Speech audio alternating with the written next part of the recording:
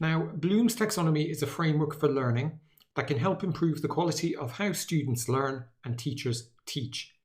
The framework helps you understand the different levels at which you master knowledge. Now, as a learner, you can use this information to better structure your studying and gauge your competence. As a teacher, you can use this information to better plan your lessons and measure your students' competence. Now, the taxonomy was created in the 1950s by Benjamin Samuel Bloom, an American educational psychologist. There are actually 3 versions of the taxonomy, one for each of the following domains. So firstly, the cognitive domain, which focuses on the acquisition of knowledge. Secondly, the affective domain, which focuses on feelings, emotions, and attitudes of the individual. And finally, the psychomotor domain, which focuses on manual or physical skills. Now, in this video, we'll concentrate on the most popular domain, the cognitive domain, concerning how people acquire knowledge. So with that, let's jump in and take a look at the taxonomy. So the first thing to notice about Bloom's taxonomy is that it has 2 versions. So the version on the left is the original 1950s version created by Bloom, and the version on the right is Bloom's revised taxonomy created in 2001 by Lauren Anderson and others, Anderson being a former student of Bloom's. We will focus on the revised taxonomy, but everything we cover in this video could equally be applied to the original version. As you can see, Bloom's taxonomy consists of 6 levels. The lowest level of challenge for learners and teachers is at the bottom of the taxonomy, and the most challenging level is at the top. Lower order thinking exists towards the bottom of the pyramid and involves memorizing basic facts. Higher order thinking exists towards the top of the pyramid and requires you to apply knowledge, such as the ability to hypothesize and theorize. The further through the taxonomy your learning progresses, the more expert you will be in a particular subject. Now, it's important to realize that lower levels are not necessarily harder than higher levels, and you don't always want to get to the higher levels. So, for example, if you want to take part in a TV quiz show, you just need to know facts, not the ability to create new ideas or hypothesize. Let's look at each of the levels that comprise the taxonomy. So the first order of thinking is to remember. This is to do with recalling relevant facts and figures from long-term memory. The second order of thinking is to understand. This is to do with comprehension, not just recall. You should be able to draw conclusions from information and summarize information. The third order of thinking is to apply. Here, you interpret facts and rules you've just learned to solve problems in new situations. The fourth order of thinking is to analyze. This is concerned with breaking information into its constituent parts and interpreting how those parts relate to each other and to an overall structure. The fifth order of thinking is to evaluate. This is concerned with judging or critiquing information based on criteria and standards. And the final order of thinking is to curate. This concerns combining previously assimilated elements in new ways to create something new. Now, notice that there are verbs associated with each level of the taxonomy. These verbs become important when you want to use Bloom's taxonomy. So, how do you use Bloom's taxonomy? Well, it's all to do with the action verbs. You choose a verb from the level in the taxonomy you want to target and use that verb to set your learning objectives. Now, learning objectives are the knowledge, skills and capabilities a student can expect to acquire from your class or training. And they usually follow this structure. At the end of this workshop, lesson or course, students will be able to, and then you simply describe what it is that students will be able to do. So, for example, if you were giving a math workshop about prime numbers, then you might define your learning objectives as follows.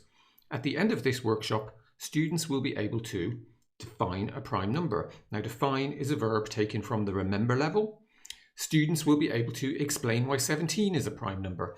Explain is from the understand level. And finally, at the end of this workshop, students will be able to calculate the prime factors of any prime number under 1000. Calculate being a verb taken from the apply level.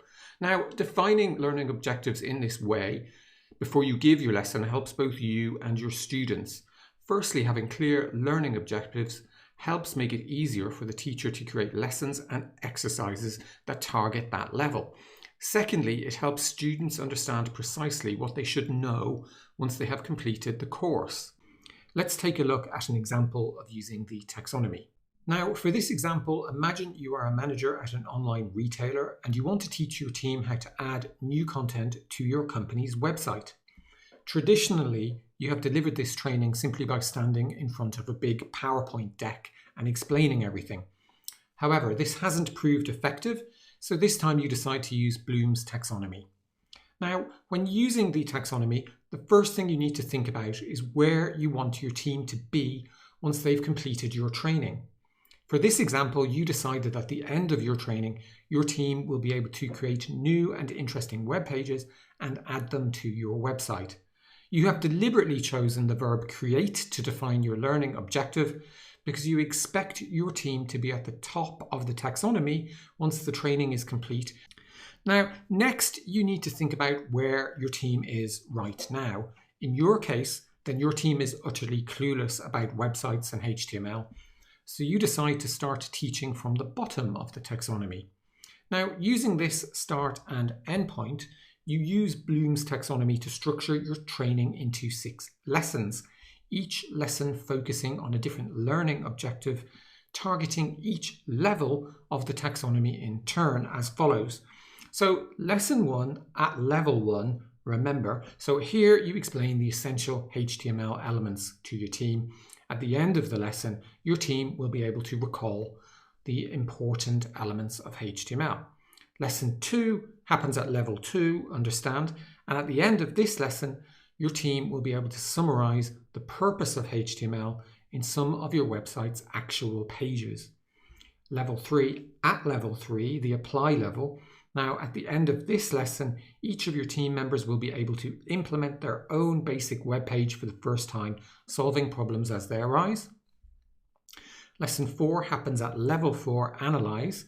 Upon completing this lesson, each team member will research and explain what elements they should add to their web page to take it to the next level.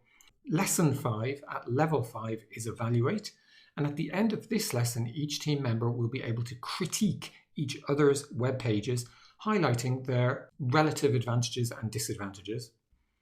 Lesson 6 at level 6 is create, and at the end of the final lesson, each team member will be able to create new web pages to meet certain objectives, which they will then add to your website. Here they use what they have learned to create something entirely new. Now, through the 6-lesson course that you've designed using Bloom's taxonomy, you hope to give your team a much deeper understanding and greater confidence around web page creation than the previous approach of simply spending all day standing in front of a PowerPoint presentation. Now, note that you don't have to start at the bottom of the taxonomy and work your way up. You can move around the levels as you think is most appropriate for your students and what you're teaching. So this diagram shows that you might learn some knowledge and then move on to applying it. And after that, you might learn some more knowledge, so move back down the taxonomy before moving on to analysing and relating both pieces of knowledge together. Now, there are several advantages and disadvantages associated with Bloom's taxonomy. In terms of advantages, then it establishes learning goals to be achieved by both teacher and student. By classifying learning, it allows you to think more strategically about the type of learning students should be undertaking. And finally, it makes it easy to assess if your lessons and evaluations are consistent with your learning objectives. In terms of disadvantages, then the taxonomy provides a false representation of learning. Learning is not a linear process whereby each level is separate from all others. And finally, the model can blind you to the integrated cognitive processes taking place in a person's brain as they learn. So in summary, Bloom's taxonomy is a framework for learning that can help you understand the different levels at which you master knowledge. As a learner, it can help you improve how you structure your studying and how you gauge your competence. As a teacher, it can help you better plan your lessons and better measure your students' competence.